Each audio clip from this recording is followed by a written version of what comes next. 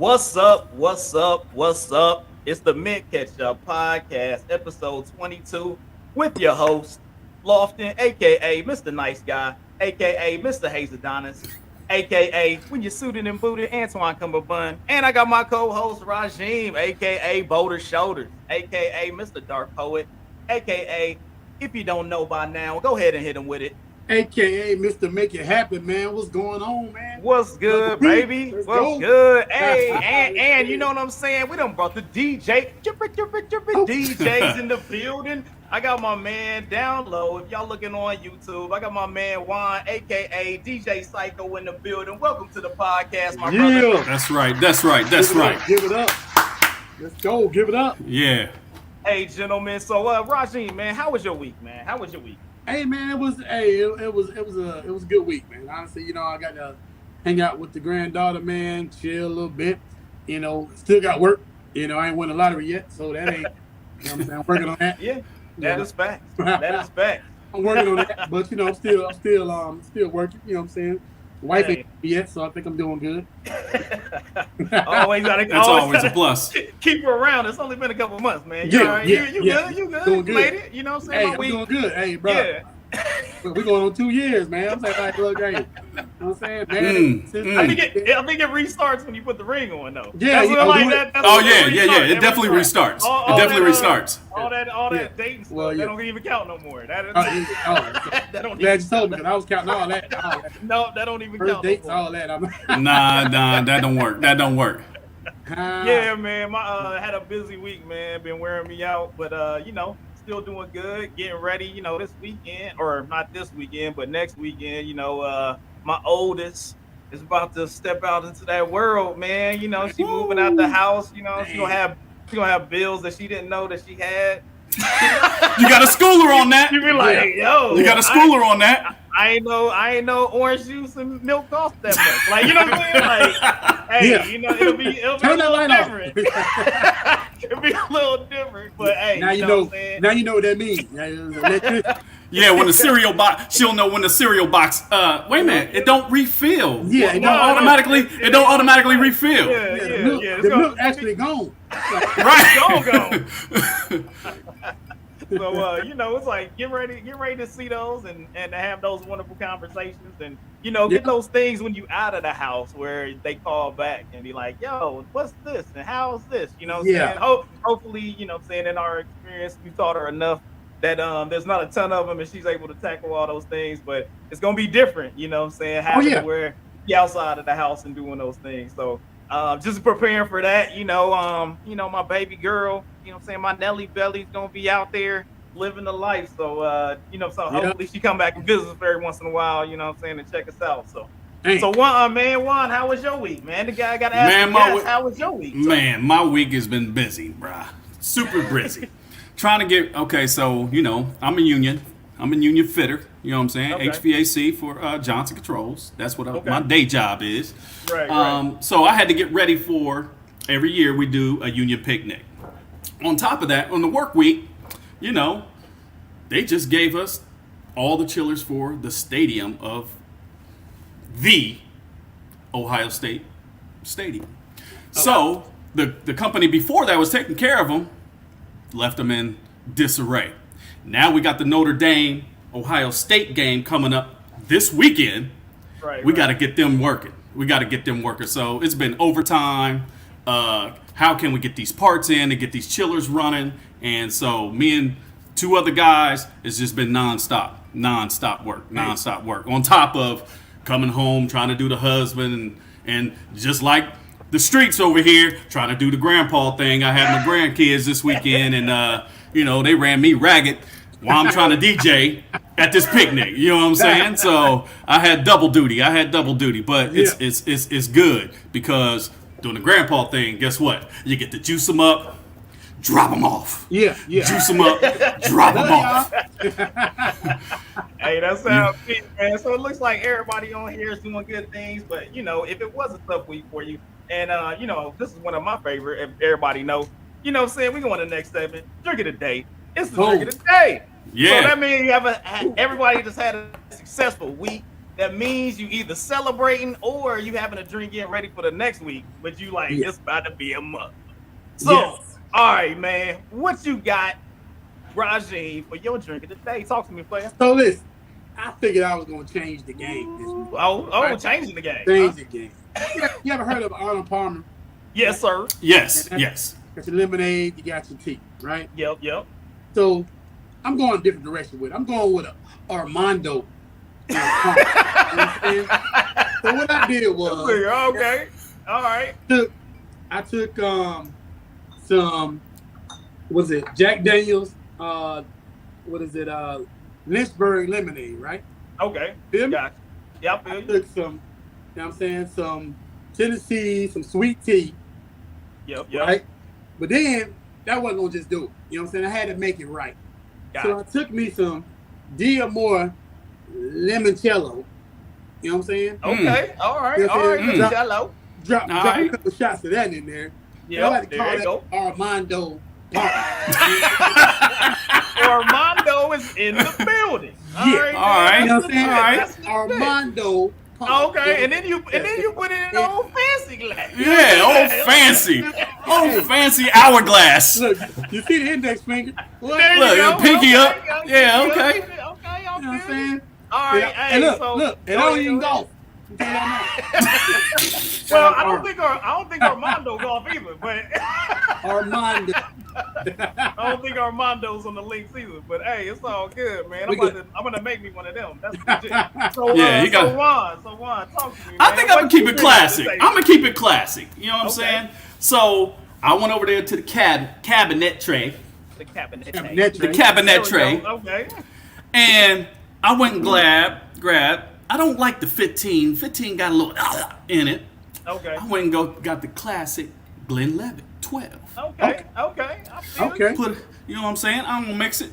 Put it on a little bit of rocks. There you go. Do a little shaky. You thought I'm really shaking, a little shaking, not stirred. I see really grown up. You know? Yeah, I ain't 007. Don't shake mine. Just a little, serve. You know what I'm saying? Just a little. You kick 007 to the curb. Right. Okay. Yeah, there you go. So that's what I do. That's what I do for the day. Doing the drink of the day. So me and my daughter, we went a couple weeks ago. We went to the liquor store and we bought up a whole bunch of stuff. We spent about $200. We was buying liquor like crazy. So this is one of the things. We got this Scatterbrain and Scatterbrain dark cherry vanilla liqueur whiskey, right? So we got that, and so I'm gonna mix that with a little black cherry sparkling water. You know what I'm saying? Because I'm trying to stay hydrated, kind of, sort of, maybe not really though, but it gives a little flavor. And you know, like I like my nose to tingle. You know what I'm saying? I like little sparklies in my joint. You know what I'm saying? So I'm gonna throw a little look, and I'm making it right here. So I'm gonna throw a little joint in there, make it nice. That yep, that's about good right there. And then you know, I crack it open, throw a little black cherry sparkling water on that joint. You know what I'm saying? Get your little fizz. Get a little fizz in that joint. You know what I'm saying? So you know, I just call this because you know it was a good week or it was a bad week. But for a good week, this is the cherry on top. That's what I call this right here. You know what I'm saying? So I go ahead and put that on there. It's the cherry on top. So cheers up to everyone out there. No doubt. Oh yeah. Drink of the day. Make bing, sure bing. you cheers it up. Yeah. Let us know once again. Hit us up in the comments. Let us know what you drinking on today with us. Drink of the day. And then give us some ideas so we can make these joints on the show. Hook us up. Talk to us. We trying to, you know what I'm saying? We trying to sip a little bit. Talk to us. You know what I mean? So you want the recipe for that Armando? Yeah. Yeah, we need that. We need that. That bobbing right there, you know? Yeah. So, all right, gentlemen. So we got the drink of the day. Cheers and all that good stuff. So we're going to keep it moving. Now we move into the news of the week. So, I mean, in our pre-production, look, we so good now. We had 22 episodes. We got pre-production. You know what I'm saying? We just stepped up now. You know? So in our little pre-production meeting, Rajin said he had something on his mind. So talk to us, Rod. Yeah, man. So your boy Waka Flocka going to jail. I'm just gonna tell you that now. You know what I'm saying? They said he got a minimum of 5 years. Hey, don't do no hands in there. Yeah. All hands. I'm just thinking. Wait a minute. There you go. There you go. Wait a minute. No. My bad. Waka Flocka got drug charges. I'm not sure if he's going to fight. Okay, you just got Fetty the Wap charge. going for 5 years minimum. Okay, Fetty Wap. Yeah, Fetty Wap going. Gotcha. Waka Flocka got charges. He got drug charges or whatever, but I'm not sure what he gonna do or whatever. So I just think, but I brought that up, and like I said, the thing with Fetty Wap, I brought that up because I feel like at what part of the game do you feel like, you know what I'm saying, you gotta stop doing stupid shit? You know what I'm saying? It's like how much money do you make before you stop doing stupid shit? Like, is at this point, a lot of rappers, they're in the game, and they was in the game before they started rapping. All right, so, but I kind of feel like as a rapper, or even me, from where I came from to where I'm now, my goal was to get out of trouble. You know what I'm saying? Was get out of a situation where I would get in trouble. You know what I'm saying? So I wouldn't, getting out of the hood or getting out of where I came from didn't have nothing to do with, me, the lifestyle. You know what I'm saying? I'm not enjoying the lifestyle. Like if I'm selling drugs or whatever, I'm doing this, blah, blah, blah. It's not about the lifestyle to me. You know what I'm saying? I'm trying to get out of where I'm from. But a lot of rappers these days are still in the lifestyle. So I guess my question to you guys is, what do you feel like where's the line drawn from moving on from the lifestyle to living your best life without going to prison? Talk to me, Juan. What in your experience being out there DJing, so you got a little interaction with rappers and things of that nature, man. Talk to me. What's that line where they got to figure it out? Well, I think sometimes they don't have the insight, or they so stuck and used to living that lifestyle that they don't know how to get out of that lifestyle. It's the fast money. Yeah. At what point do you say, okay, I'm comfortable with this as a job rather than I'm going to still go hang on a block? They have to make a decision, and they don't know how to make that decision, because when they go to make that decision, guess what? Do I lose my street credibility? They worry about that so much, where they don't know how to actually get out of it without sacrificing their credibility on the street also. Yeah. That's a big thing. That's a big thing to them. And it's mostly, like you said, it's mostly the young guys. It's the young guys, because they've been living that life all their life, basically, and just by choice or by luck, hey, I can make money just rapping. Yeah. That starts coming, but now the transfer from the street life to that's a business now. They don't think of that being, oh, this is a business now.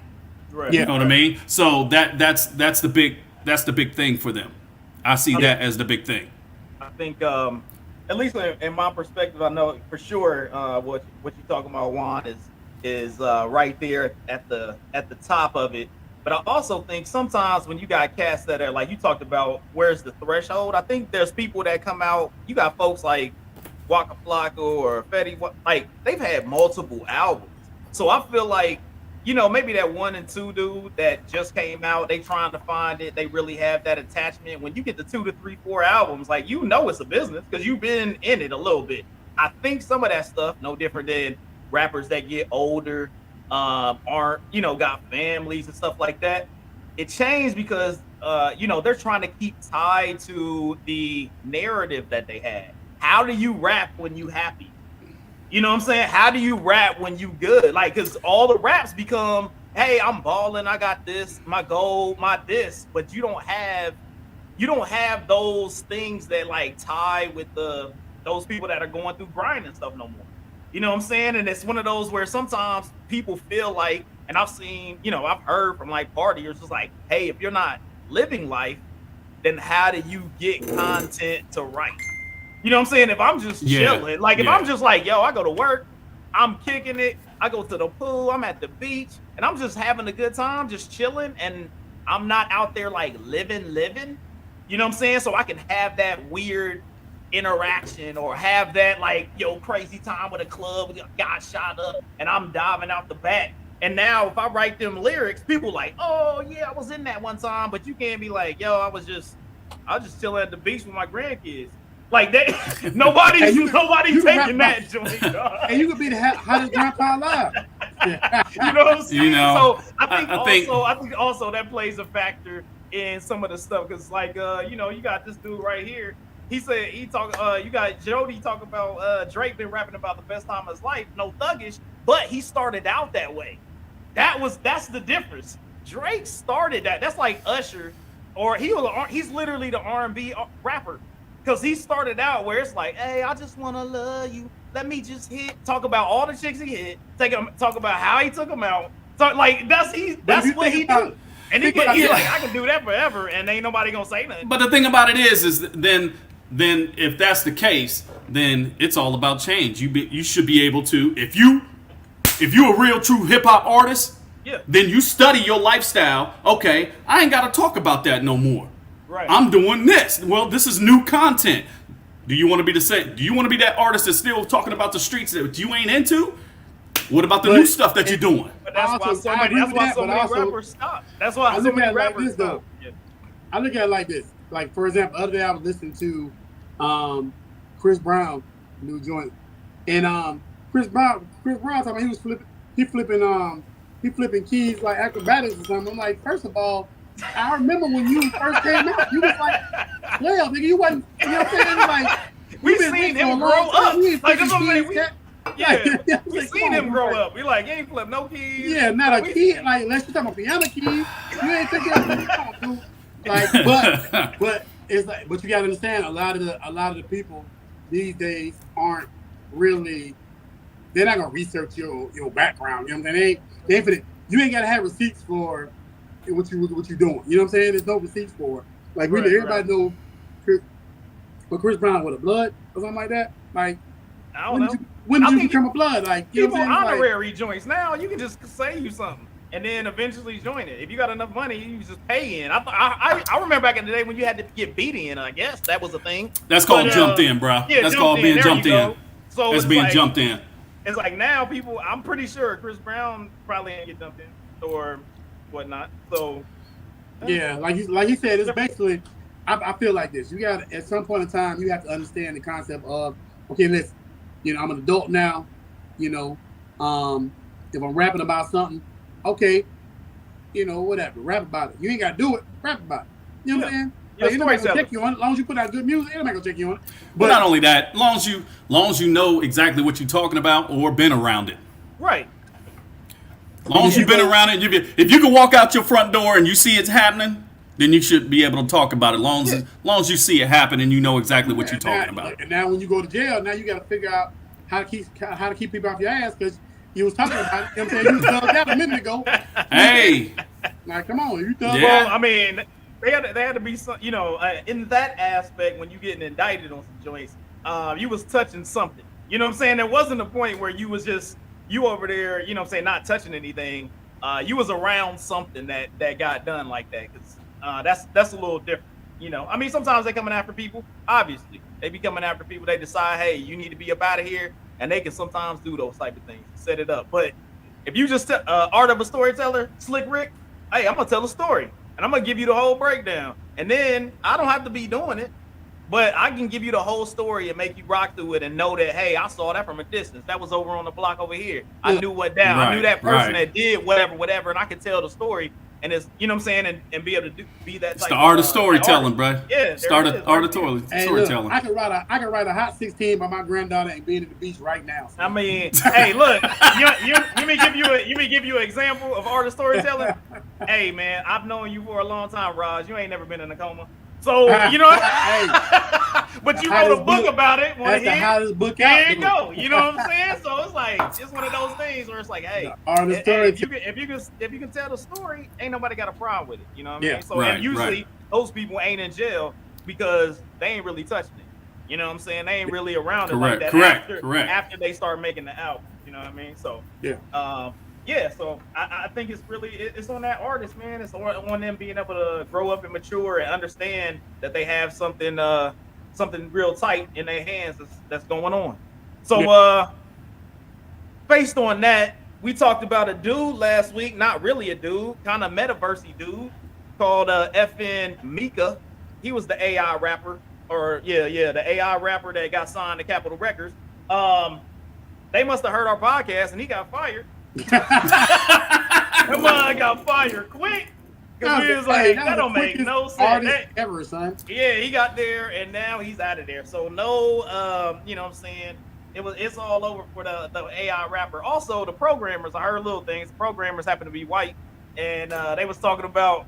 I saw little things talking about. Hey, they was trying to do a little snippet that a way to say the N-word by putting this artist out here, and they're doing the whole. You know what I'm saying? They program and everything. So it's like interesting that they got a rapper. The programmers are all white dudes, and then they got him out there as a black dude. So then they really like, wait. He was kind crazy, of like desert ass. he was look, hey, DJ Khaled. I mean, he was saying, everybody that got a little descendant, you know what I'm saying, the islands down there, a little ice cream, got a little mix, I guess, Puerto Rico. I'm tell you like this though. But he went with it, man. He was like, hey, you know what I'm saying, Capitol Records didn't believe in him. God did. Is that what happened? God did. Yeah, because my man got fired, dog. He said Microsoft didn't.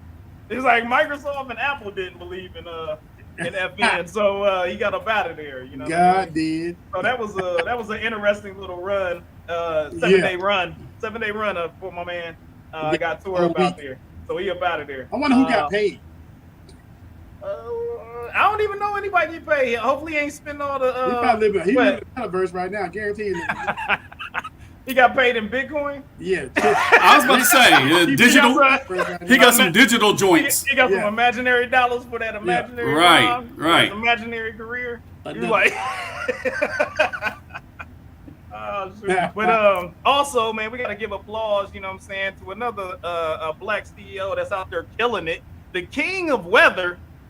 If you black and you don't know who the king of weather is, that's Byron Allen, man. He be out there killing it, owning the Weather Channel.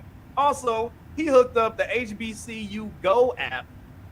So all y'all people out there, we've been running on the HBCUs. You know, the attendance and student bodies of those HBCUs have been growing ever since 2020. Everything went down, and everybody is kind of coalescing, especially like with prime time out there doing things. They got a little HBCU Go app. Go download it. Go support the HBCUs. You can watch the games from all over the country. Some of them's they got picked up by some national broadcast stuff, so you'll be able to see some of the HBCUs out there and watch some of those games. So go support the people. Please tell them what HBCU mean, because a lot of kids in our generation don't know that. They have no idea, bro. Some of them don't have no ideas. Historically black college university. All right, HBCU. So there you go. Hey, if you out there, you know what I'm saying, one that was close to where we stay, you got Wilberforce, Central State, that's up there in Central Ohio area. That's right. That's right. And stuff. So you got HBCUs, you got Bethune, you got like all over. Was it FA? No, FAMU. What is it? FAMU. You got FAMU out there. Southern. Things of that nature. So so make sure y'all go and support those. Get that HBCU Go app. You know what I'm saying? And once again, Byron Allen out here, CEO and his butt off, getting things done for our community. So once again, props for that dude for doing what he do. Most def. Hey, so in other news, talk to me about this, and we talked about it last week. Kind of touched on it. How men of color, we kind of bash our women of color, and so something came out. And I kind of want to feel. I kind of want to get a feel what you guys think of, how this was handled. So the comedian Ari Spears. Ari Spears. Ari Spears. He's funny though. Yeah. So he said, he made some remarks about Lizzo, and the remarks was something to the effect of, he liked her music, or she had a pretty face, but her body shaped like the shit. The poo emoji. Look, dude, it's funny though. But check this out, because I'm trying to laugh, but listen. So, first of all, like Lizzo got a lot of confidence. You know what I'm saying? It's like she a beautiful woman. She got, and it's cool. But I kind of feel like, we touched on it last week, and I kind of feel like our brothers, the brothers got to stop. You know what I'm saying? Bashing our women. You know what I'm saying? In the sense of, put like, he had no reason to put this woman down. You know what I'm saying? I think she's doing big things. You know what I'm saying? And dude, you wrong. You are wrong. You're wrong. I don't know. I don't know about that one. It's comedy. It's comedy. If you on the stage, hey man, if you put yourself out there, then as on the comedy side, if you put yourself on the stage, guess what? You become a target, good or bad. Good or bad. But any stage. The stage. Any stage. No, he's talking about any stage. I feel like this. I look at it like this. Comes with our black women have enough issues already dealing with society as a whole than to have to deal with the black men bashing the black women. You know what I'm saying? I will go that way. You know what I'm saying? Now, granted, I know the comedians these days, a lot of lines get crossed. Chris Rock got slapped. All kind of shit going on. Right. You know what I'm saying? This wasn't a stand-up. Like, this wasn't a stand-up. He was doing a podcast, something, whatever. Made a comment. So. Are we in trouble? No, not yet. We will be. He said not yet. We will. At some point in time, we're going to be in trouble. Somebody going to sue the shit out of us. Remember y'all said, I know, yeah. Yeah, my fault. Right now, ain't nobody really watching us like that. But they will. They will. They will. And they do. And they go back and see this shit. Like, so, yeah. So, the shit is funny. Don't get me wrong. Yeah, it's funny. But, so Juan, how you feel about it? I feel like you gotta take it with a grain of salt. You gotta take it with a grain of salt. If you're that confident to put yourself out there like that, then brush it off. Guess what? He just gave you more publicity. Good or bad, he just gave you more publicity, and run with it. Take it, flip it, run with it. Yep. You know what I mean? Take it, flip it, and run with it. So guess what? Now, more people are talking about it, aren't they? We're talking about it.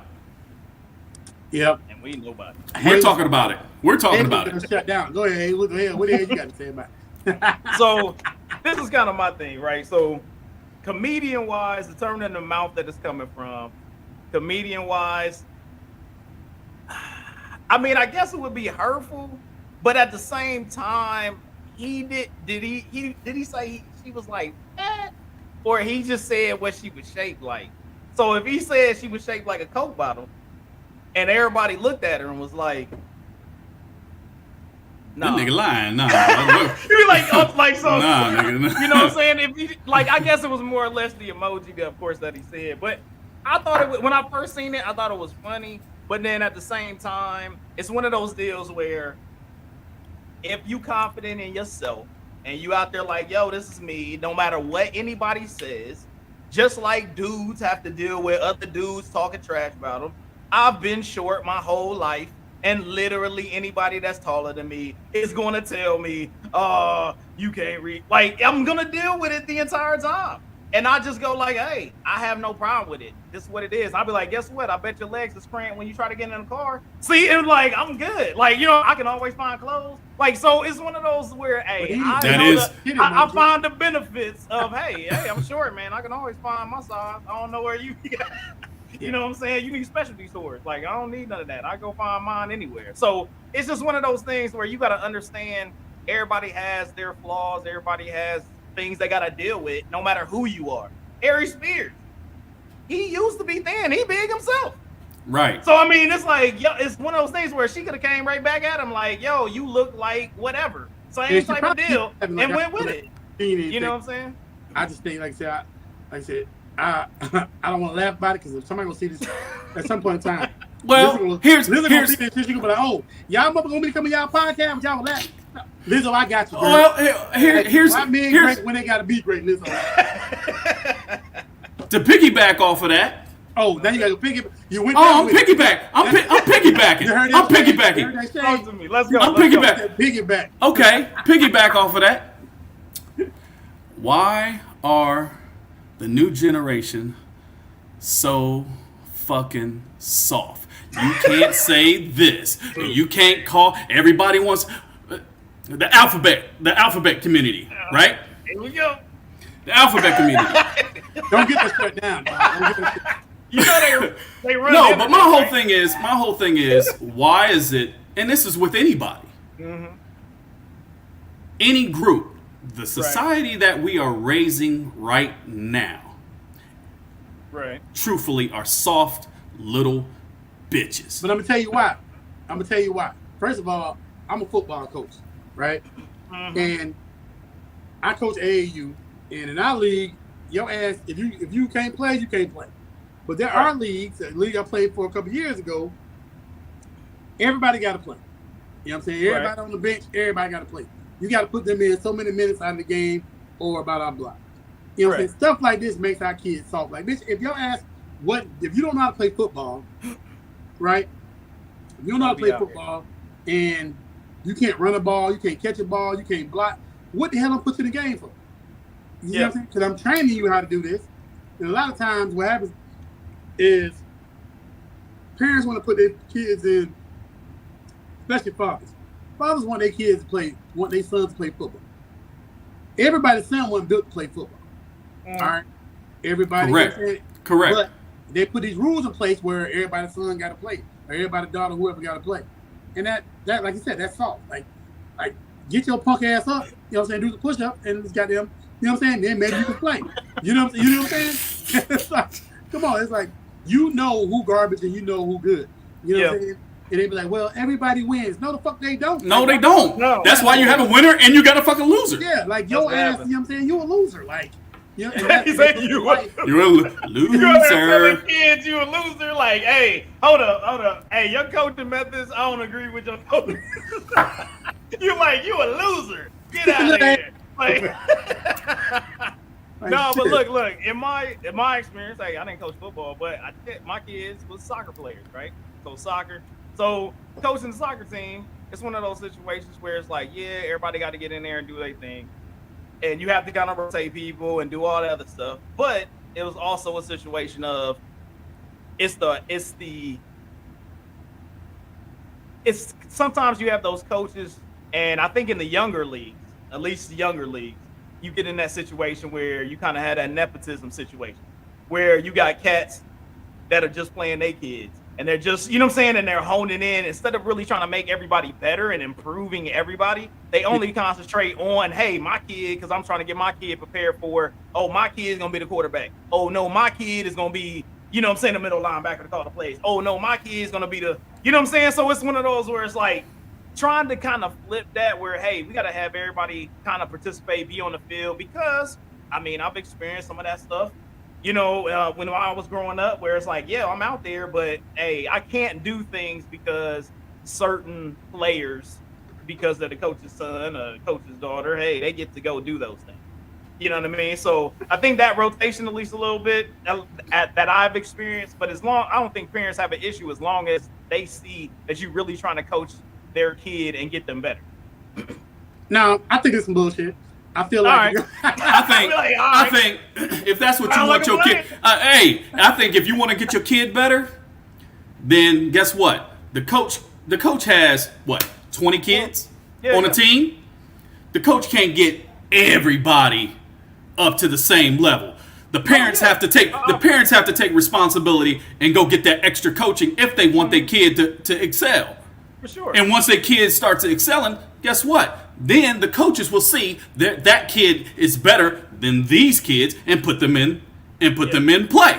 Exactly. Yeah. And even better with that, imagine if your kid on my football team, I'm teaching there, like I usually do offensive line. Either offensive line or I do defensive backs or whatever.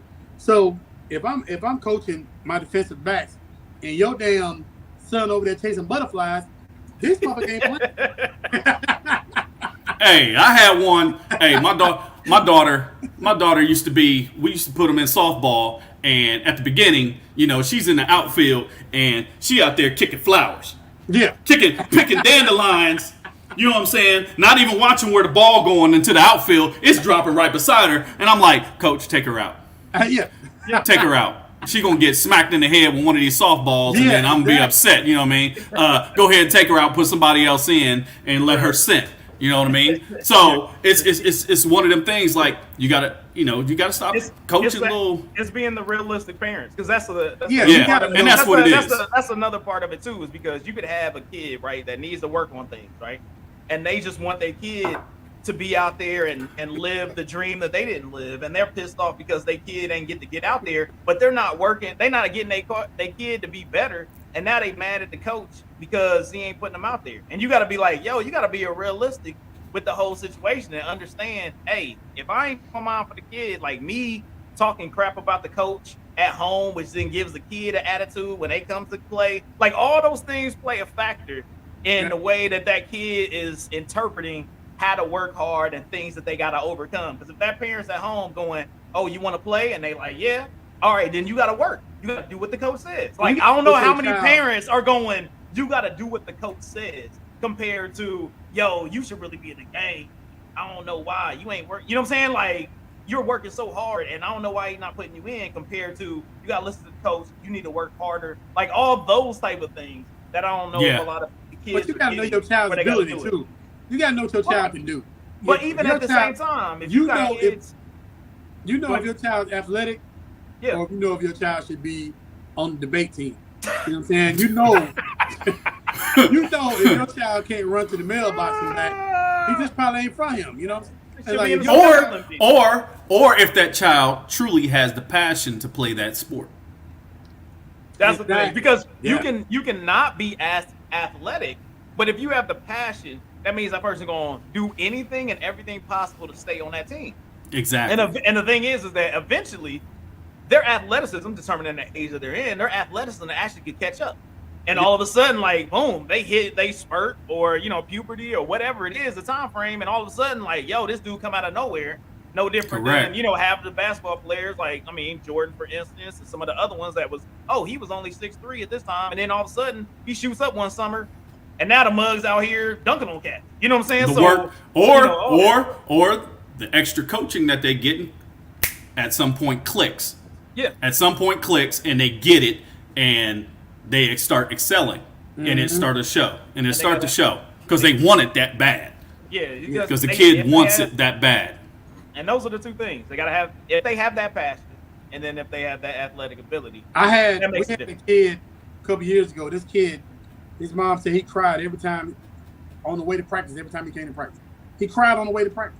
That don't sound like you want to play. That means you don't want to play. That means like if your kid cry every time you bring him to practice, he don't want to play.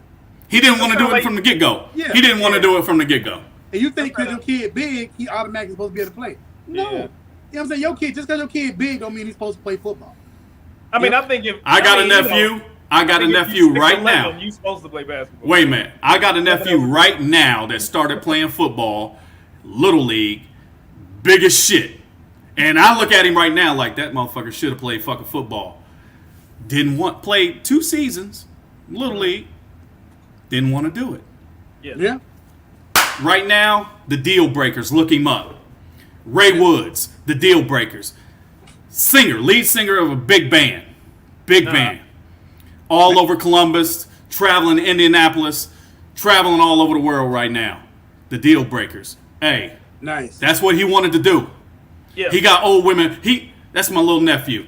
He got old women panties going on. I'm like, man, I don't want to see. I don't want to see panties going up on the stage. I don't want to see that. You my little nephew, I just can't see that right now. You know what I mean? Hey, Click said I'm calling people kids trash. Hey, he did. Hey. He did, Plexton. He did. Pray for him. I hope you pray for him today. But you gotta know your child's ability. You know what I'm saying? Ability and passion. And passion. If they got it, then go with it. If not, I want to make scope water boy. They probably should be playing baseball. I'm just you gotta. Yeah, one of them things.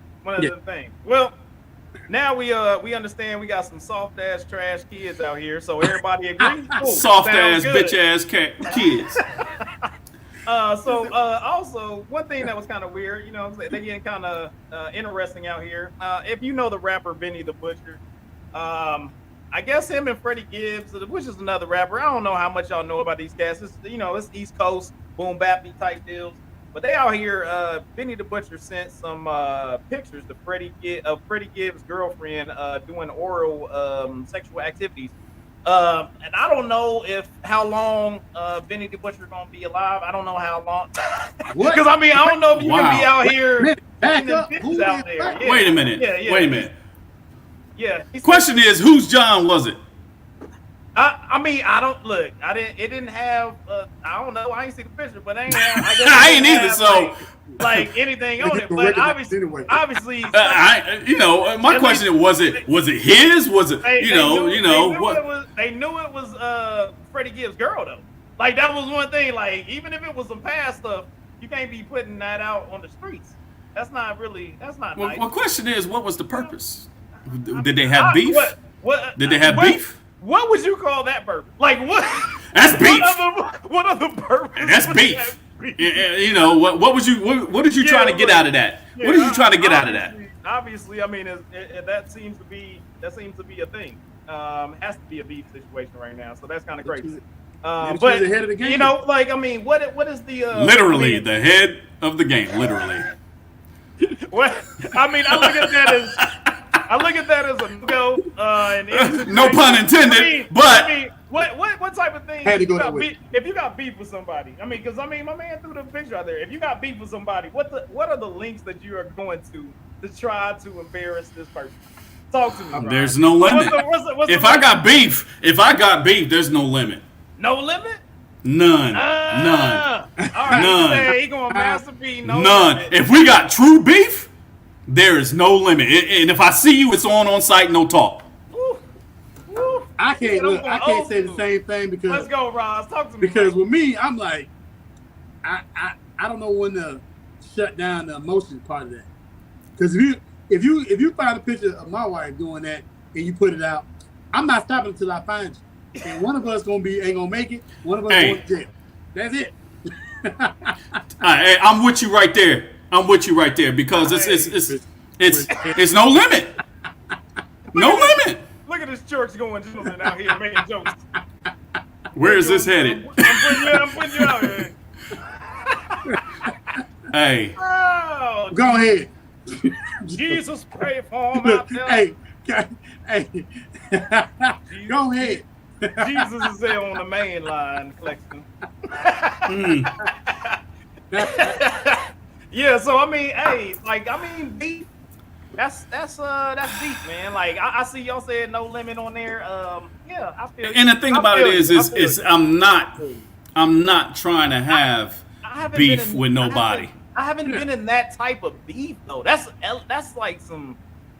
really elevated. Like I don't know if I've been emotionally. In that type of beef, bro. Hey, we have been. Have we though? Yeah. Was it in that type? Or did somebody have beef with us? No, that was cause good. Oh no, man!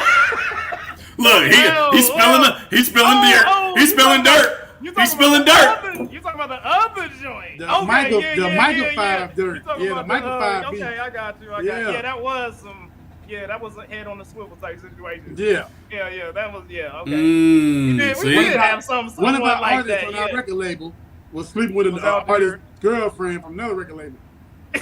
Yeah, so only good thing about that was we ain't had no cell phones, so we couldn't. Yeah, no, there was no video. No video. That would have been horrible. Yeah, that would have been very bad. I think we had pages at the time. I don't think we had cell phones. It could have been a very bad situation, but we survived. We made it. Yeah. You know what I'm saying? But yeah, that was a situation where the beef could have got crazy. Could have got a little crazy. Right. You know what I'm saying? But hey, that's how it goes down sometimes. That's crazy.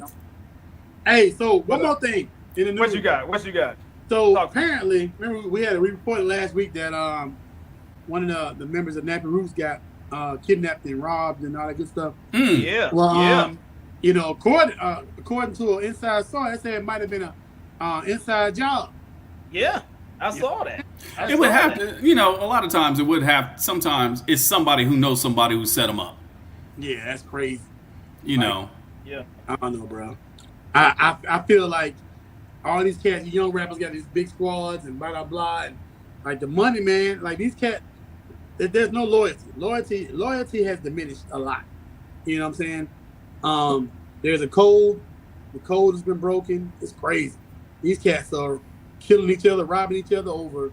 I mean, I've seen like over the year, rappers then killed other rappers, so-called friends, over money. You know what I'm saying? Yep. That's crazy. So Yep. yeah. So that Yeah. I'm looking at the article right now. It says Robinson called 911 and revealed multiple suspects had already confiscated his gun and his house keys before turning their attention to the scales. They knew the scales address and forced him into the car to go to his home, where they were hoping to find more money. At one point, a second suspect tased him in the back of the head. It's in here. It says it was short little nigga though. Robinson told the dispatcher he got a hoodie and he's talking to somebody. Obviously, it's an inside job. Somebody who used to work here. Somebody who knows what's going on because he is talking to somebody on the phone when he was robbing me. So that's what Fish Scales is talking about. That he's on the phone. He was on the phone talking to somebody while this was going down. So obviously they knew what was going on. And whoever was on the phone was giving him the details. Giving him details. Yeah, so that's unfortunate. Down the hallway. Yeah, that's unfortunate that it went down like that. But luckily, my man is he's doing better. He's doing well. Getting everything going, getting better from the hospital and stuff like that. So continue to get better, Fish Scales there from Nappy Roots. Keep doing your thing. Hopefully everything turns out and they find out. There was one other thing I wanted to let y'all know about, or what I heard. Your boy Fat Joe, he's kind of getting dragged a little bit on the interwebs right now, because on Twitter, on the Twitty Twats, he was out there talking about that both Latinos and blacks created hip hop. So this is my situation, because do you think that Fat Joe is incorrect? Nah. What about you there, Juan? No, I wouldn't say. I would say no. I would say that he's not incorrect. He's not incorrect. He's not incorrect. If you look at hip hop as a whole, back then when it started, most of the breakers. That's what I was about to like. Hold up, I'm like most of the breakers. If you look, most of the breakers, Latino. Yeah, Latino. Most of the breakers was Latino. Yep. You look at most of the DJs back then was breaking albums. Back then, they were the black guys, taking the breaks from the best parts of the music. That's where you get break beats, and that's where most of the, back to back and those, those break beats, you had the MCs. Most of those guys was black. Yeah. And then you had the breakers that would. Guess What? what? They're called breakers. Yeah. They was breakers. They was breaking to the break beats. You know what I'm saying? So therefore, you got one on this side complimenting one on this side, and they both was the blacks and the Latinos. Yep. And they was all in the same neighborhood. And they was all in the same spot. It wasn't like they wasn't going to the parties and everybody was there. It was it was like that dude light skinned and speak Spanish. That's all. He was just light skinned and speak Spanish. Like, yo, that's my nigga. He light skinned and speak Spanish or something. Yeah. He from somewhere. With the cute sister. with the cute sister, you know what I'm saying? With the long hair. With the long hair, you know what I'm saying? Got the curly hair, you know what I mean? Right. With the J-Lo's. Nah. Before J-Lo was Lisa. It was Lisa. It was Lisa. You know what I'm saying? Cult Jam. You know what I mean? Rosie Perez. All them Yeah. Nah, before Rosie Perez, it was that. Rosie Perez. How old is Rosie Perez? She about like 6. She out there. She up there. She was back in that. Let's go. We got to go further than that. When you're talking about the start, you got to talk with the first. For me, right? the first Latino hip hop crush, the real Roxanne. Yeah, Roxanne Shante. Of course. No, the real Roxanne. Roxanne Shante. The Roxanne Shante was black. The real Roxanne was Latino. I'm gonna search that. I remember let me make sure. Bruh, come on. I mean, man. I know you know. I just want to see. I know. I still got the albums, even though they're in storage right now, but I got them. Yeah, I'm gonna Exactly. Yeah. There it is. Yep. I've seen the face. Yep. That's it. Yep. I got you. Yes, I've seen that before. Mm-hmm. So yeah, so I don't Yeah, think that's it. I think the Latino community has given a lot to hip hop. You know Yeah. what I'm saying? They are part of hip hop. I Yeah, don't know why. I don't know yeah. why people on Twitter is like going at Fat Joe. That's kind of Because weird. they don't know the history. But They're he's all mad young people because I don't Yeah, think there's like exactly. people our age and older that's on Twitter like Fat Joe, you wrong. I think this is all like, you know what I'm saying, 12-year-olds Definitely not. that have Definitely not us. don't know what's going on, or they just been listening to the music that's came out in the last 10 years and they like, that's not right. You know, Yeah. so that Yeah. doesn't make any sense at all. Not at all. So hey, Fat Joe, man, keep repping. We love the Latino brothers and sisters out there. That's you know right, what I'm saying? that's They a right. part of the team. They was doing it, you know what I'm saying? Hey, my question Leaning is, how many back, of them? How many of those is complaining has watched Breaking? None of them. None. There you Zero. go. I can tell you that There you zero go. right now. There you go. Because Zero. Ozone was killing it back. They don't know nothing about that electric boogaloo. Son. Exactly. You know what I mean? Boogaloo Shrimp. What's happening? Ozone. What's happening? My dude, son. Yeah. Yeah. They was killing. Pop lockers. They was You know what I'm killing. saying? That was a joint. I'm trying to find that movie. I ain't watched that movie in a minute. Hey, yeah. Those, Oh we gotta- man, you gotta watch that's it. The hit, man. That's the hit. That's cult. That's cult. That's cult right there. You gotta Yeah. watch it. That's a classic. That's hip hop classics. What was the other one? It was Breaking and what was the other one? And Break Electric Two, Boogaloo? and then Break No, Two that's was Electric Boogaloo. Break It 2 is Electric Boogaloo. Then it was Yeah. Beat Street. Beat Street. That's what it was. Beat Yeah. Beat Street. You know Beat what I Street. mean? And then Crush Breaking. Groove. When it Crush Groove. Yeah. Crush Groove. Yep. Yep. Crush Groove. Yeah. Yeah, Fat those are the Boys out majors. Groove, man. Body Yeah. shit. It was so good, man. Good times back in the day. I'm about to Good move. times back. Hey, in don't. the Hey. Get me a broom, fishing line, bitch. You think it's a day. We be on and Hey, get popping. you. You Go know ahead. what Get you some. Wait a minute. Get you some Advils on Yeah. standby. Oh, yeah. Make sure. Get you some Advil on standby. If you Boom, boom, fall, boom, boom, crack. that hip could be a problem, son. Don't Yeah. fall. Right, bro. Yeah. All right. Yeah. Hey, I jumped out of my truck the other day for a football game and damn near broke my damn leg. I couldn't walk for 30 minutes. My wife was like, "You need some medicine? Some medicine? Yeah, I need something. I can't move. I can't take a step right now." Because fucked up. I feel you. Hey, part of that aging. Hey, did y'all happen to see, you know what I'm saying? We was talking about Snoop cereal last week because he came out with some Snoopy loops or whatever them things called. Snoop Loops. Snoop loops, you know what I mean? So also, I wanted to another a round of applause for Snoop, man. Did y'all happen to see Day Shift, the movie on Netflix? It was good. With I liked Jamie it. Foxx. I haven't watched it. Yeah. I haven't. Dog Oh, was wait a minute. that Whoa. Yes, I did. The vampire joint. Yeah. First of all, Hey, I'm feeling that. I'm feeling that. that. Snoop ain't died. Hey, man, hey, he's Snoop, dog. Yeah. You like He's I Snoop. went there? He's Snoop. He's dog. Snoop. You know what I mean? He's That's Snoop. what it He is. had the bomb on his chest. Yeah, he did. I don't even know how he did that. Hey, cause he West Coast, man. He can't die in the Yeah. West. I told my That's wife what it's in it the is. script. Like I said, it's in the script. That's why. He's in the script. That's how he Maybe he died. took it Hey. over and threw it at him. You know what I'm saying? Blow. You know what I mean? Hey, I gotta give props to Snoop though. Yeah, Because Snoop be doing his thing. really, Because the moves he- acting wise, he was good.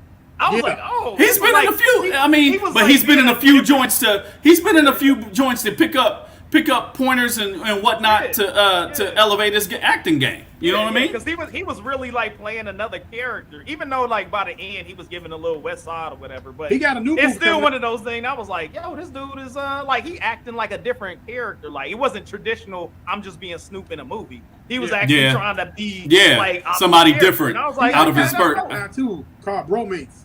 Yeah, got a little Yeah. comedy about to come out. Mhm. Yeah, I seen that as well. So yeah, man. Once again, another applause for Snoop, man. He out here.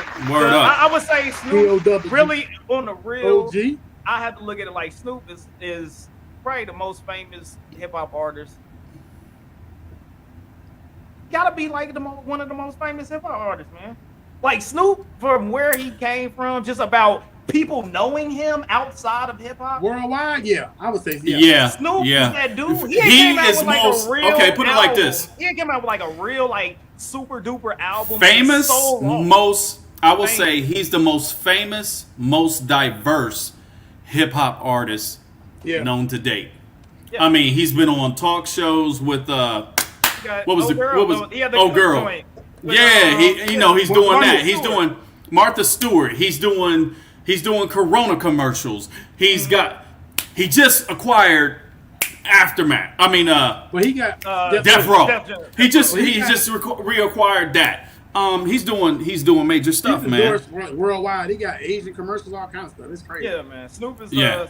Snoop, I would say, is the most famous Yeah. Yeah. rapper that as a icon. He is probably the most Yeah, famous hip-hop most definitely.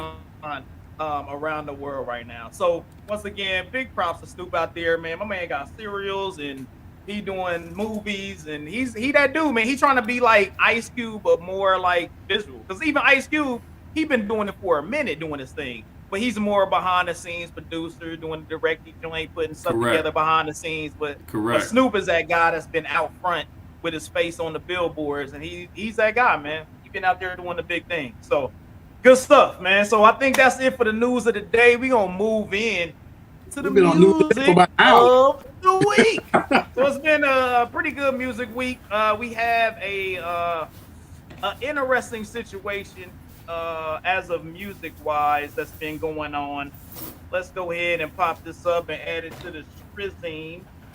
So we got music of the week for August 28th, 2022. New releases. What we got going on here? So we got a few artists that came out. I listened to a few of these albums that Drago and Bino. Sorry, we was trapping. That's all right. Kind of the normal stuff that be going on. Little Beam, Waiting My Turn, same kind of stuff. That JID. I like JID. He get busy. Dude out of Atlanta. He's on Dreamville. I did like his album. A little different than the mainstream of stuff that's been going on. That God Did. DJ Khaled. Listen to that joint. That Rock Marciano and Alchemist. Listen to that. That was pretty decent if you like that East Coast boom bap. That Michi Draco. That was a surprisingly good album. Never heard of the dude. Started listening to it and I was like, yo, I like this vibe. He kind of has more of the new school, a little mix of the new school, old school beat dynamic going on. But his flow isn't like super speedy or got a whole bunch of, effects on his voice or anything like that. He kind of got a draggy voice. So, and the content that he was talking about was very interesting, and it kind of caught my eye. So, move on to the mid Ketchup spotlight, and I just did this for my man Roz over there because I know he likes DJ Khaled. We the best. So God did, you know what I'm saying? 18 tracks. There was a few songs that I did like on there. Bills Paid with Lotto and the City Girls. It was a nice little blend of an old school beat on there.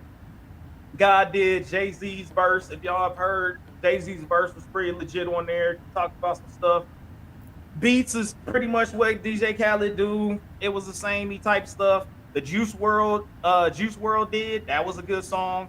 And then also These Streets Know My Name, which was it had a little dance hall joint to it. So I really enjoyed that. So go ahead. I'm assuming most people out there checked out the God Did DJ Khaled. Most of as you can see, I didn't really pick any of the Drake features. I really didn't like the Staying Alive joint. It really wasn't my vibe. So that's out right now. But go hit those up. Go check them out. And have a good time listening, partying to him, and having a good deal. So, he did what he normally does. I don't feel like the hits were what, back in the day when you had All I Do Is Win and things like that. But, we got some songs out there for people to listen to, and we'll hit in the club a little bit. So, go check that out. Once again, that's the Meka Ketchup pick of the week. And now, we're going to move on to the interview with Juan, a.k.a. DJ Psycho. All right. What's up, big man? Let's go with it. Let's go with it. Let's go. All right, man. So, welcome to the show once again. All right, so, man, what got you into DJing, man? What started off God DJ? did. Oh, no. By accident. My dude, aka Eric Gaucher, I started off as a dancer for hip hop artists back in the day, in high school days. Eric Gaucher, Gucci Rock, Shout outs to him. I started, doing me and the dude named David Bailey started dancing for him, background dancers and whatnot. And so we went over to a producer that was producing Eric's music for him. Shout out to Johnny Busby, aka Buzz. And we go in to get the tape so I can have a copy of the tape to dance to, to figure out the dance moves and stuff to the music. Right. And I'm looking at the equipment and I'm like, keyboard, drum machine, 4-track, blah, blah, blah. Man, I can do that. I can do what he doing. You know what I mean? So after we left, it was like we walking home, because at that time, we 15, 14, 15. On the foots, bruh. So we going home, and I'm like, hey, man, I can do that. And he was like, yeah, right. Now, my background, my dad played in the band. So at that time, I used to go down, me and my sister used to go down in the basement and play on all the instruments, drums, keyboards, congos, all of that. Anything that anything that was down there, we was playing with it. So first thing I went and did, okay, he was like, if you could do that, cool, we'll make a group. So that started me into, it was by default. I'm gonna go get a drum machine. That's the first thing. I go back to Buzz. Yeah. Hey man, you got any drum machines you want to sell? Sure. What you want, what you need. I'm like, well, how much is that one? Bought a little Dr. Rhythm R5. It was a Boss Dr. Rhythm 5. Yeah. It wasn't enough. So I learned everything, did everything I could do on that, and it wasn't enough. So I went to the pawn shop. The closest pawn shop in Columbus was Uncle Sam's. Bought me I still have that drum machine today. It was a Roland R5. Had 3 bass sounds in it. Drum machine, all the sounds. But the one thing it didn't have, which I didn't know what was making that sound, being in Ohio, you didn't have access to New York or Cali. You know what I mean? You didn't know exactly what was making those sounds. I didn't have 808. So I eventually took a tom from the R5, tuned it down, and that was my 808. Okay. And I started from that, and that's what got me into DJing. Is just being a dancer and figuring out, man, I can do what he's doing. And after that, it was a go. It was a go. We started a group, Brothers in Black Boots, and it was kind of a mixture between, our group was a kind of mixture between Public Enemy and NWA. So we put those two together. And then and what? Public Enemy. And yeah, so that's how I got started, man. That's how I got started. That's good. I always want, hey look, so me, I always want to be a DJ. For some reason I always want to learn how, but it look complicated as shit. So whatever y'all doing, I appreciate it. Shit look, all the buttons, like when we used to be in the studio and damn Hayes be doing that little engineering shit look complicated to me. I don't do shit. I just rap. I can rap on the beat. I write to it or whatever. But yeah, shit. I'm gonna fuck you up if I get on your keyboard. But that was the fun. That was the fun part, though. That was the fun part is learning new equipment, learning scratches, learning. I mean, that was the fun of hip hop, man. That was the fun of. And so, is there a difference between the DJs? Well, I know there's a difference in equipment. So, what is the difference between when you started DJing and the equipment now? Because I know a lot of things. Everybody thinks they're a DJ. Yeah, a lot of equipment now. If you get a laptop and a controller, everybody thinks they're a DJ, and it's a difference. It's a total difference. There's a difference between a club DJ, a battle DJ, and somebody who just plays music in a bar. Okay. The difference is a true club DJ. He can go into any club and read the crowd and see what's going to move them and center on that lane. Then you got DJs that just go in and play what they want to play and don't care about what the crowd wants. Yeah. And then you have a battle DJ where it's not necessarily, battery running low. Oh, you better plug that in. I better plug that up. Let me get a second. Let me get a second, fellas. All right, not a problem. Not a problem. You unprepared, DJ. Hey, DJ. Can't be running on batteries out here when it's an hour and a half set. You know what I mean? Like, what's going on? But yeah. So, but I mean, he has. Go ahead, man. I remember like when I worked in a club in Germany, and the DJ, there's a fight getting ready to break out, and the club was hyped. The club was like crunk. Yeah. A fight was getting ready to break out. I remember the DJ played Michael Jackson. What was that song? Where did you come from, baby? What song was that? And you not to take me there. Oh yeah, I got you. That's from what song is that?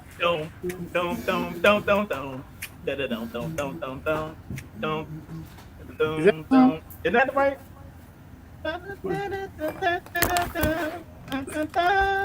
Yeah. All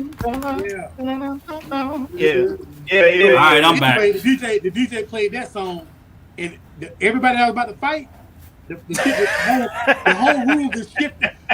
You know what I'm saying? Everybody was like, "Oh, Michael Jackson playing." They're like, "Yeah, you can." Come from, baby. Oh.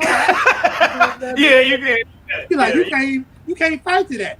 And then since I heard that dude, I'm like, dude, that dude right there is a bomb ass DJ. Yeah. He switched up the whole game. He switched up the whole game in the room because on one song. Yeah. Like that one song, I think it was Living Off the Wall or something like that. Whatever song it was. Yeah. But when he played it, it shifted the whole room. You know what I'm saying? And nobody wanted to fight no more. I'm like, shit. This dude did that shit with music, dog. That's crazy. Music moves the world. Yeah, having that ability. One of the best DJs that I'd ever been in a club listening to is me and my wife we went out in Germany and we happened to be out one night and we're chilling. We just went to like a little pop club or whatever. And there was a female DJ, and this had to be like 2003, something like that. Female DJ, and she had some of the best mixes of songs that shouldn't go together. Yeah. Ever. Like I was just like, yo, she was mixing like Metallica and Michael Jackson with a hip hop joint. And like they was just blending these songs perfectly and would just change the tone of everybody dancing, but you stay dancing the way that she would do it. And I was like, man, that's talent right there, you know? So I understand that difference from like that battle or you just go into some bar and somebody's just pushing space bar and just doing like whatever, you know? Well, that goes to show you that maybe she took time to experiment at home, right? Yeah. And try new stuff and try new mixes and present them, right? And with that, the new equipment allows you. It doesn't limit you. See, a lot of people, think that just because the person has the newest equipment doesn't mean their mixes is going to sound good or they know exactly what they're doing. Yep, that's just like anything else. You got to do just like sports. You got to put in the work. You got to put in the work. You got to put in the work, and that goes with DJing. All DJs. If you little badass kids can't DJ, keep their ass off keep their ass off the turntables. Keep their ass off the turntables. You know what I mean? Come up out of here. You know what I mean? Trash, straight trash ass DJ kids. Yeah. Come up out of here. You know what I mean? Like, so hey, let me ask you this, man. What was probably one of the biggest or the most unique experiences that you had because you were a DJ? Me personally? Yeah. Oh man, and this has just happened. Well. Two. Now, well, that wasn't because of it. They just thought we were supposed to be in the show, but that was, that was not the case. But the most unique experience was the Dave Chappelle. I gotta say the Dave Chappelle joint. One of my partner DJs, DJ Drastic, Damon Johnson, shout out to him. Scratch Johnson, aka Scratch Johnson, he called me up and was like, "Hey man, I might have a little thing to do. You wanna be my my second man?" I'm like, what you talking about? He was like, it's a little it's a little spot. Might be some people there, and it's a little show off thing, but it's a quiet. It ain't gonna be a lot of people there. Little joint, and I'm like, all right, I'll go. I don't care. It's a DJ thing, so let's go. So we go to Yellow Springs. We drive to Yellow Springs. We get to this little spot, this little shack, and we there a little early. We're there a little early, and this thing looks like an old garage, my man. You would never know. You would never even think to look at this place. We walk in. I see a few turntable setups. I look to the right. This thing is no bigger than a 2-car garage. That's basically what it is. It's a 2-car garage. Right. I see the DJ setup. I look to the right, and there's a bar in the back. And behind the bar is Talib Kweli and Dave Chappelle. What? Shit. And I'm sitting there like, no the fuck I ain't. I know Dave Chappelle lives in Yellow Springs, but no the fuck I ain't right off of the main drag. And Dave Chappelle and Talib Kweli is behind the bar, just chilling. 2 lists right there. Yep. Both Ohio boys. So the guy who was setting us up and invited us brings us in, and he's like, "Oh yeah, this is drastic. This is psycho." Dave Chappelle was like, "Man, I'm glad you made it. Where you guys coming from?" And he was like, "Oh, just Columbus. It ain't nowhere from 45 minutes." He was like, "You guys drinking?"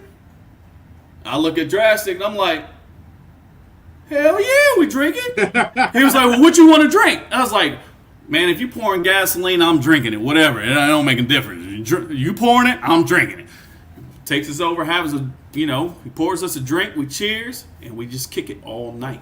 Damn. That's what's Kick up. it all night. I mean, there was probably end up having about 30 DJs, and that's all he wanted to do was listen to organic DJ hip hop. We got on the turntables, did our thing, and just had a good time, man. Damn. Just had a good time. But the fact that, that it was close to hometown, Dave, 100% straight up down to earth guy.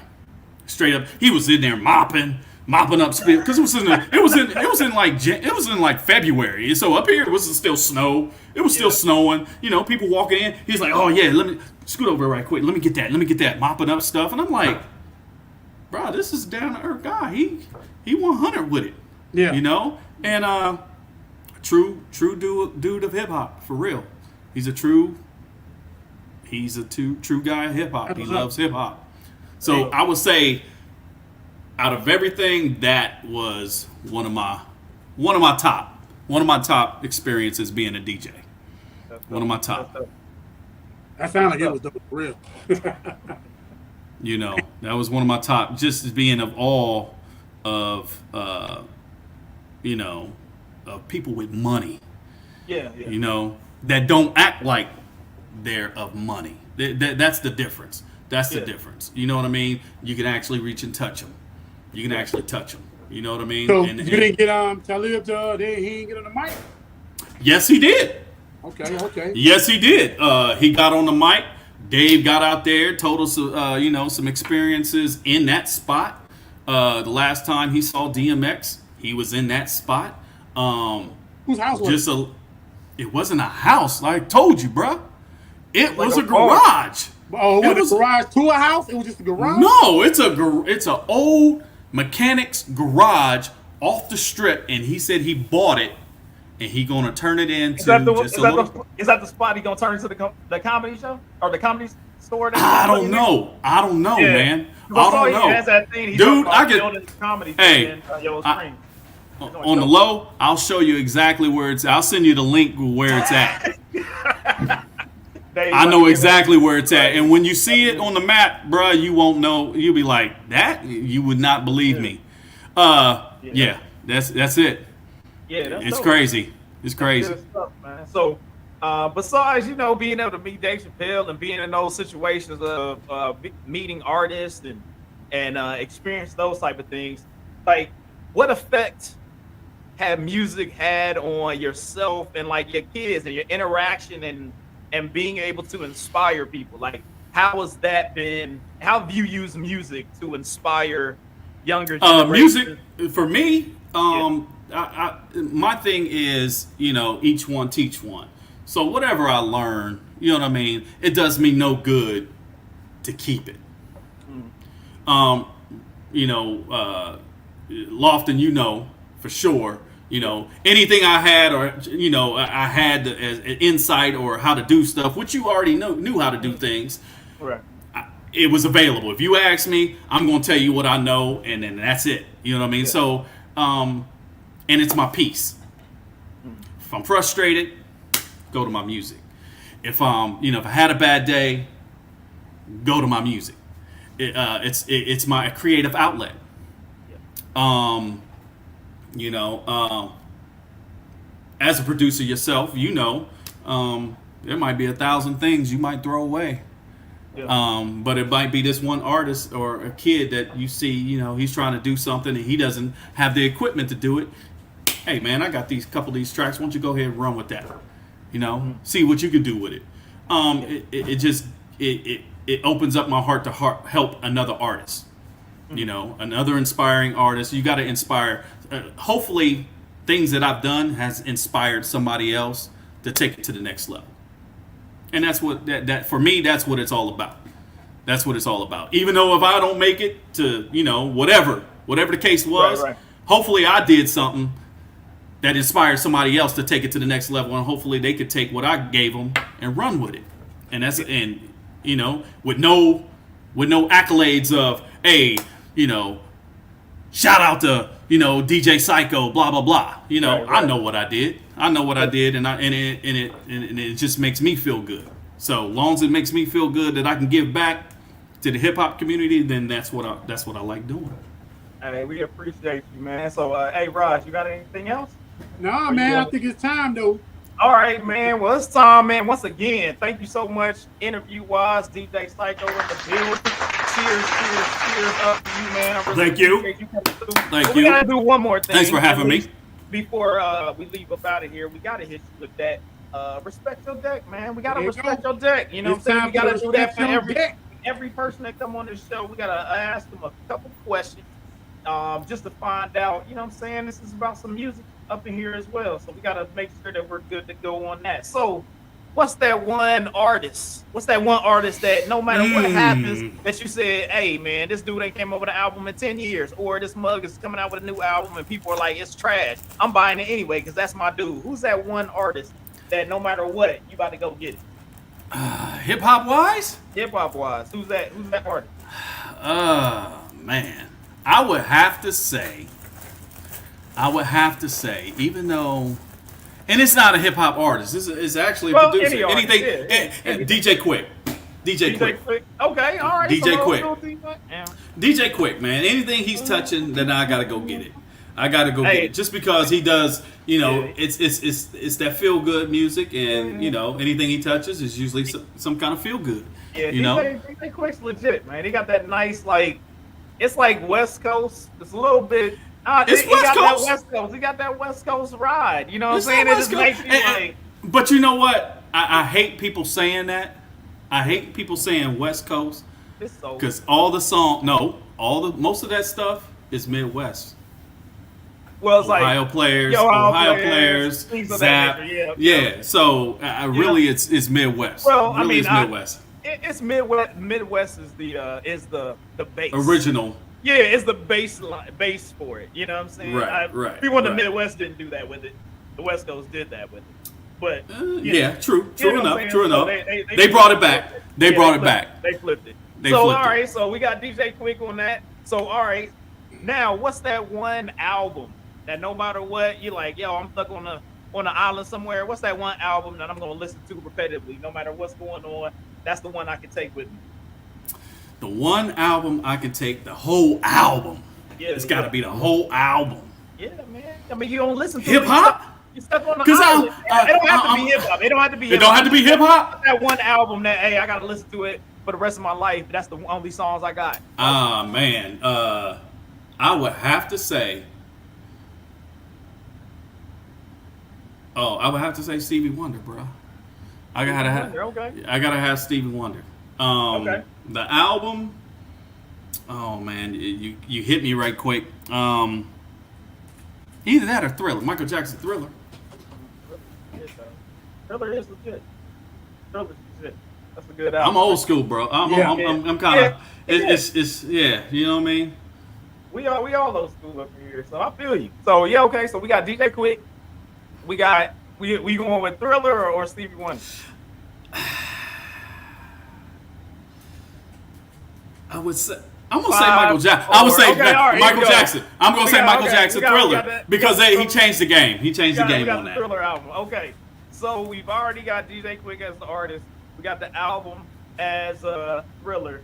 So we going for that one song that you be like, yo, that give me hype. That does whatever the emotion is. I can listen to that one song. If I had that one song, what is that one song? My emotion is always gonna be to get me hype, and the song that gets me hype is Public Enemy, Rebel Without a Pause. Okay. All right. Man, cool, Public Enemy, cool. hey. Hey, man. Hey. Rebel Without a Pause, man. It's something about that production and that noise. Yeah. That noise, it's See, time to go. And look at this. So with a DJ, we've got 3 selections that we've never had on the show. Yeah. We got DJ Quick. Yeah. We got Michael Jackson Thriller, Rebel Without a Pause, Public Enemy. Right there, we got 3 brand new boys. So everybody out there, if you haven't heard those, if you haven't listened to those, go check out all that. I'm pretty sure from people DJ listen to Michael perspective Jackson. too. What's up? But all the other stuff, make sure that you go check it out. Thank you so much. We respect your deck, sir. We Yes, respect sir. your deck. You know what I'm saying? Doing your thing, especially from a DJ point of view. Oh yeah, for sure. Now we're gonna move on to one of my favorite parts of the show, where I get to disagree with Roz on this. You know that. Here we go. We got the almost top 4. Talk to me, Flam. What you got this week? So listen, man. We talked about, and this came up just recently. Matter of fact, earlier in this interview. So this week we're gonna talk about hip hop's hottest beefs, right? Okay. All right. Hot beefs in hip hop, right? And of course, I got a couple honorable mentions. So this gonna be a 2-part situation. Okay. So it's gonna be like hip hop hottest beefs and who actually won the beef. Okay. Right? So honorable mention, I'm gonna mention 2 people, and I already know that as a DJ, he probably gonna think I should have put him on the list, but I got other ones that I'm gonna put on there to talk about.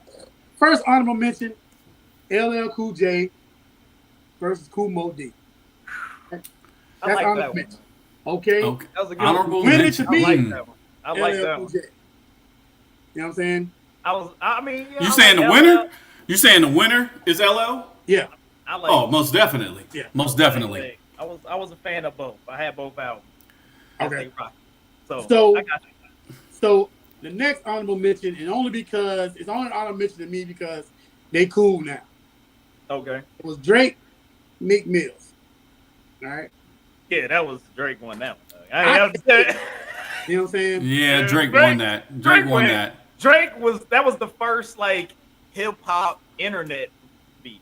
Yeah. Like that was he was like, oh, I came with some stuff that nobody thought you could do with hip hop. Yeah. And he killed him with memes, and you was like, what just happened?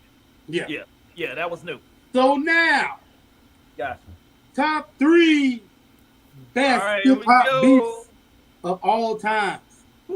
Of all Starting from the bottom. Now we here. Yeah, All right. we Number got? 3, 50 Cent and Ja Rule.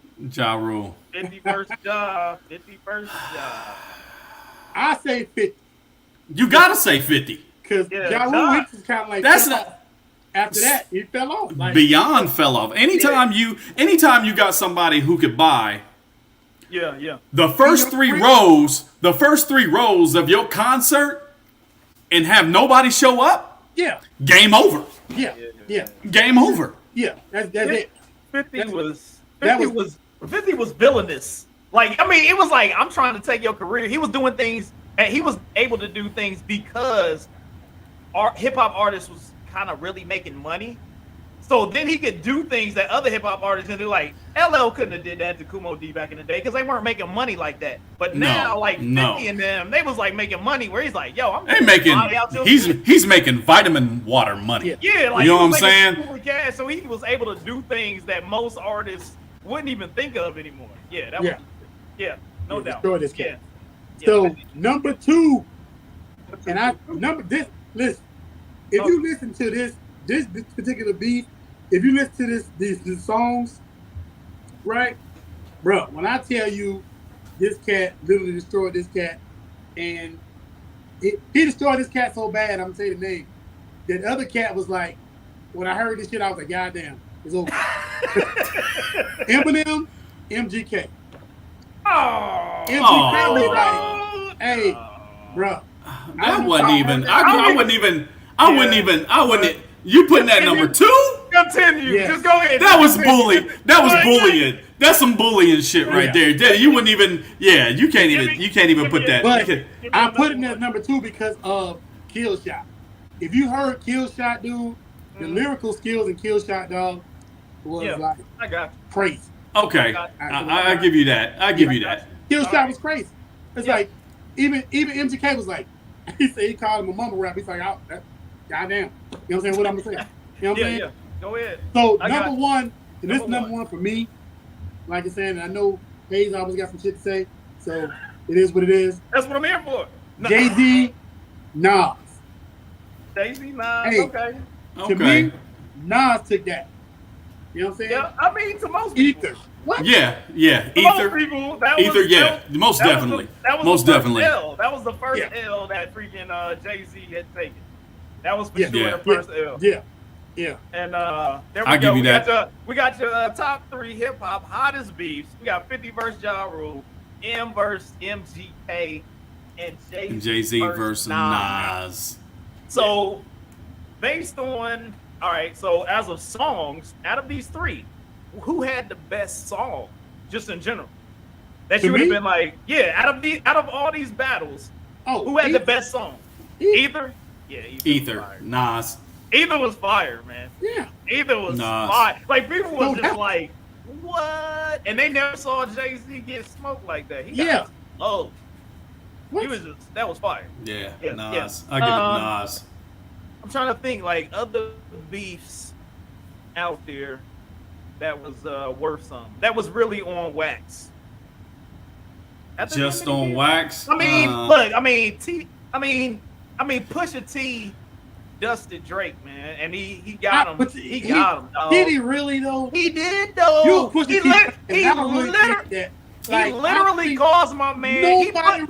Nobody really even acknowledges that bullshit. Look, he put out a kid that nobody knew that he had, and he made him push back a freaking Adidas release. Like, I was like, yo. But nobody really acknowledged it. It was it's not a famous beef though. Yeah, it's not. It's not a famous beef though. I would look at it like this. Due to the fact it's very much a lyrically and song wise, I feel like yes, Pusha T smoked it. But due to the fact that Pusha T is not as wealthy and famous as Drake, it makes it easy to pass off. He came out first, like. What's that? You know what I'm saying? It's like he's not a better rapper than Drake. You know what I'm saying? Huh? And it's like this. It's like buying. Look, I'm like, hold up, what? Oh, wait a minute. What? I gotta back that up. I gotta back that up. I don't even believe you do hip hop. I'll back that up. You just said some bullshit right there. Okay, so let me ask you this. Let's keep it real. Let's keep it 100. Let's keep it 100. Let's go. If Hip better rapper than Drake, net worth, net worth. No, you talking about money.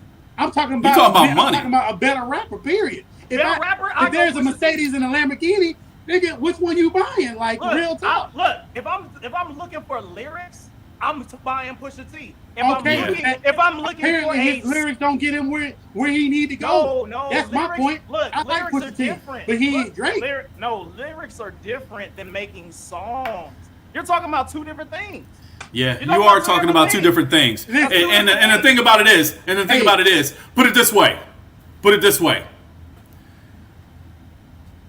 If the artist was a T-shirt, which one you gonna rock? You gonna rock Drake or you gonna rock Pusha T?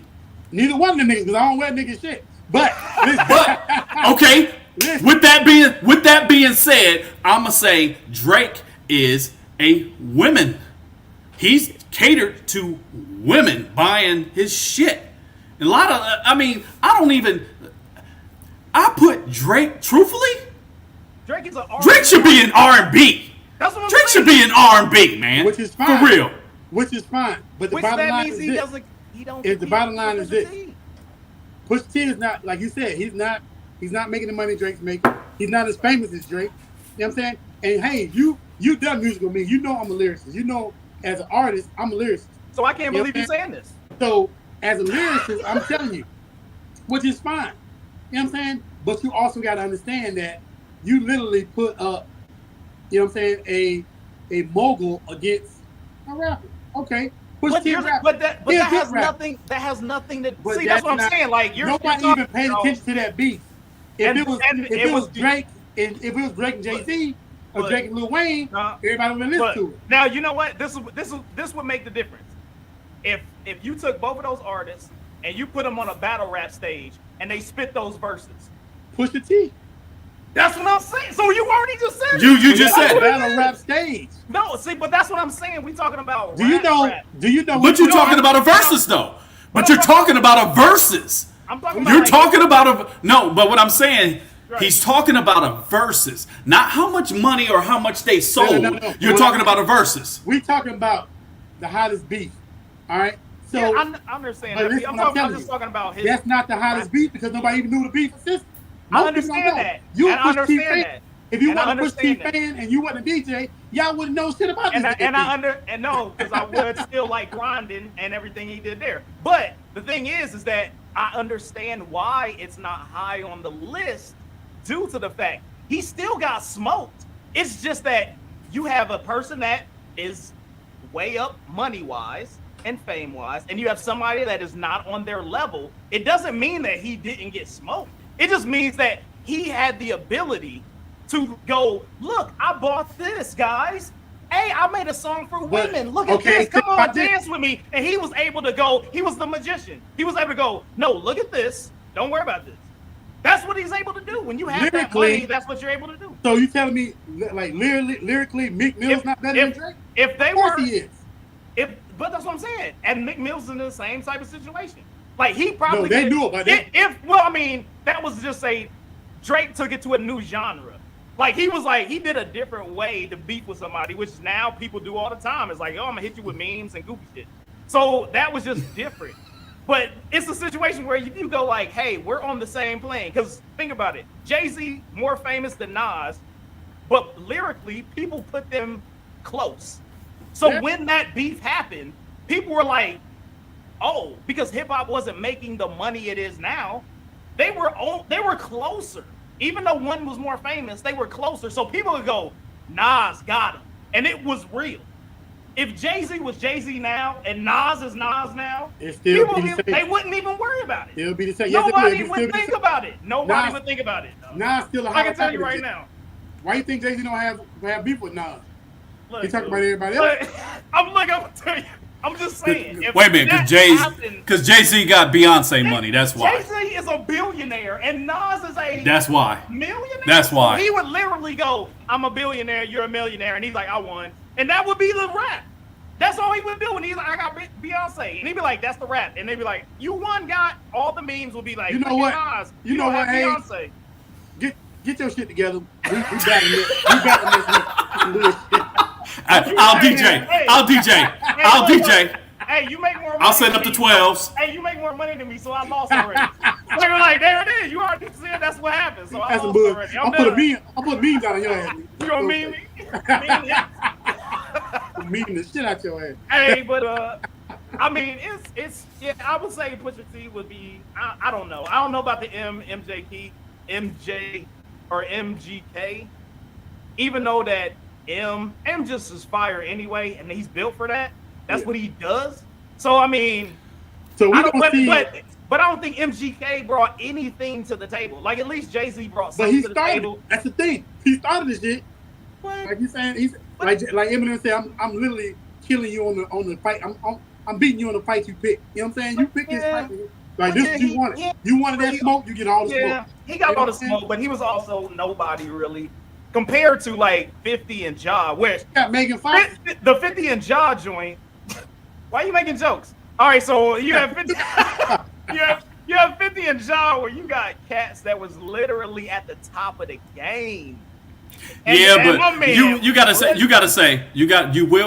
say, you know, Ja's affiliation with his label.